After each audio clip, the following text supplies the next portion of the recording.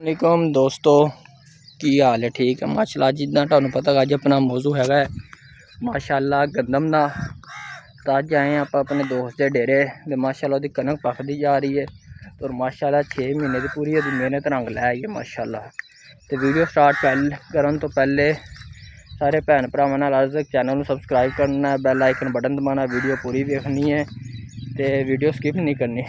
ठीक है ਤੁਹਾਡਾ अपना वीरा रिहान भाई लेंदे पंजाब तो तुसीं देखदे पे हो रियल किसान लाइफ नियर सिटी। ठीक है तो माशाल्लाह तो आप आ गए मरबे तुहानू विखाने माशाल्लाह कनक इस टाइम फुल येलो पीली हो गई हुई है, मतलब पग हुई है कनक। कट्ठे चलते हैं 5 मिनट सबर कर। तो माशाल्लाह तुहानू विखाने कनक आ वेखो इस टाइम फुल कनक भागी हुई है, अपने जोकन ते आ गई हुई है माशाल्लाह। ये भाईजान जी किसान बेचारे की मेहनत है। ठीक है वो रंग लै आई मेहनत तो माशाल्लाह। जिस तरह तुहानू पता है कि वो 6 महीने की मेहनत होंदी है दिन रात की, ना उन्हें दिन वेखना ना उन्हें रात वेखनी, पानी लाना, बीज बोना, फिर उस तो बाद स्प्रेवां खादा, रात को पानी लाने, खालियां ते चलना, सारा मामलात करने माशाल्लाह। तो अज आए सी दोस्त अपना तो वही फसल है, कहना मेरी फसल का भी व्लॉग बनावी। तो अज आप बना रहे हैं फसल के उत्ते व्लॉग माशाल्लाह। आ वेखो आ परे वह कमाद है तो आ वो कनक है। आ वेखो आ भी सामने वाली जी कनक वो नींबू वगैरह तो आ बाग ने, अंब ने और माशाल्लाह हर पासे ये ग्रीनरी मतलब मसलन एक है शहर तो सिर्फ 6 किलोमीटर के फासले के उत्ते है।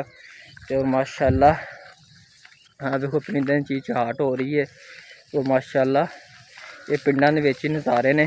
आप तुरदे पे इस टाइम अपने यदि कनक दे विच माशाल्लाह देखो किन्नी किन्नी कनक हमने इत्थे आ रही है, सीने तक चेस्ट तक आ रही है माशाल्लाह। तो तुसीं वेखदे पे हो हर पासे ओए होए आ लगन लग गए ने कंडे, इनू कहते ने कोई ले तो कोई सेह। तो इत्थों चलिए आप वापस आ ले तो हम इत्थों आप चलिए वापस। ठीक है तो आप खाने पे तुहानू पूरी अपनी फसल माशाल्लाह वेखो पक गई हुई है माशाल्लाह। मेहनत रंग लै ये किसान। अल्लाह ना करे हुण कोई बारिश पवे गरा पवे, जिदा तुहानू पता अपने माशाल्लाह लेंदे पंजाब गरा पिया है तो बारिश पई उहदे नाल फसल तबाह हो गई है। अल्लाह कोलों तौबा मंगनी करनी चाहिए, माफ़ी मंगनी चाहिए है कि अल्लाह पाक तेरा ही आसरा है। ठीक है माफ़ी तो तुहानू मारी पिया है तो ऐसा तुसीं ना करो साढ़े नाल। तो नमाज़ पढ़ के दुआ करो अल्लाह पाक करम फरमावे। तो तुसीं भी दुआ करनी है साढ़े हक दे विच कि माशाल्लाह कि रिज़क च बरकत होवे। आ भाईजान जी किसान की सूरत हाल ये तुहानू विखाई दी चैनल उत्ते रियल किसान लाइफ नियर सिटी के उत्ते ये विखाई दी है किसान की परेशानी खुशहाली। परेशानी वो खलोती है कमाद नहीं जा रहा मिलते रेट की वजह तो, एक रेट नहीं उत्ते इस टाइम गर्मी ना लेबर लभदियां पे ना कुछ। ठीक है तो आ उहदी खुशहाली है कि माशाल्लाह फसल पकदी पई है, खुश हुंदा है। हुण वेख के गए ने माशाल्लाह तो उन्हें 2 घंटे बाद फिर आ जाना, शाम फिर आ जाना। इस तरह माशाल्लाह फसल वेखते हैं हर बार। आ वेखो माशाल्लाह आसे पासे सारे लोग लगे हुए ने अपने घर नूं जा रहे हैं पट्ठे वढ़ के। तो वो मेरा कज़न आया होया दुबईयों तो जो उहदे नाल जांदे उहदे नाल तुहाडा कल तारुफ करावांगे आपां। अज सिर्फ दूरों वीडियो च वेखो तो आ वेखो आ कनक ओहदी माशाल्लाह मेहनत रंग लै आई है। तो वीडियो मेरी अच्छी लगे वीडियो पूरी वेखनी, स्किप नहीं करनी, कमेंट करना है। कमेंट च तुसीं दस्सना मेरी वीडियो कित्थों वाच करदे पे हो, किहड़े शहर च वाच करदे पे हो, इंडिया च वाच करदे पे हो, पाकिस्तान च वाच करदे पे हो या बाहरों ओवरसीज़ वाच करदे पे।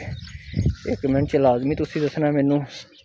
ठीक है उत्थों क्यों धुप्प लगन लग छावें आ गया थोड़ा जिहा तां वास्ते। ठीक है तो तुहाडा अपना वीरा रिहान भाई रियल किसान लाइफ नियर सिटी चैनल का नाम है। ये जाकर तुसीं देखनी है वीडियो स्किप नहीं करनी। कमेंट से लाजमी दसना कि कैसी अपनी वीडियो तुहानू लगी। ठीक है आप इत्थे करते हैं वीडियो एंड। ਜਿਉਂਦੇ ਰਹੋ, ਵਸਦੇ ਰਹੋ। ਸਭ ਦੀ ਖੈਰ, ਸਭ ਦਾ ਭਲਾ। ਤੁਹਾਡਾ ਆਪਣਾ ਵੀਰ ਆਰਿਆਨ ਬਾਈ, ਲੈਂਦੇ ਪੰਜਾਬ ਤੋਂ। ਠੀਕ ਹੈ, ਰੱਬ ਰੱਖਾ।